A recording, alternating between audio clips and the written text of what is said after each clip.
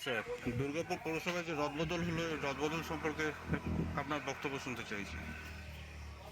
কি রদবদল করলো, কাকে রদবদল করলো, এটা আমরা মোটেই চিন্তিত নই। তার কারণ মাননীয় মুখ্যমন্ত্রী 1 বছর আগে বলেছিলেন সবকটা অপদার্থ, আর অপদার্থ করার পরেও আর কোনো চেঞ্জ করেননি, কারণ দুর্গাপুরে তাদের অস্তিত্বই নেই। দুর্গাপুরে তৃণমূল কংগ্রেসের, তাই কাকে নিয়ে এলো আর কাকে বাদ দিল এ মোটেই আমরা চিন্তিত নই। দুর্গাপুরের মানুষ 2019 সাল, 2021 সাল, 2024 সাল 3টি নির্বাচনেই তাদের মানুষ পরাস্ত করেছে, ছুঁড়ে ফেলে দিয়েছে। তাই 3 বছর ভয়ে তারা ভোট করেননি। তারা ভাবছেন 2026-এ জয়ের পরেই তারা ভোট করবেন। মূর্খের সঙ্গে বাস করছেন। দুর্গাপুরের মানুষ তৃণমূল প্রত্যাখ্যান করেছে।